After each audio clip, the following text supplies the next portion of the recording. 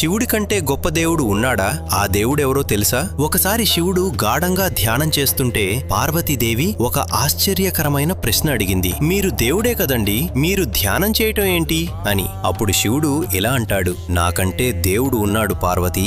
అది విని పార్వతీదేవి ఆశ్చర్యంగా అడిగింది, ఎవరా దేవుడు? అప్పుడు శివుడు ఇలా చెప్తాడు, శ్రీరామ రామ రామేతి రమే రామే మనోరమే సహస్రనామ తత్తుల్యం రామనామ వరాననే.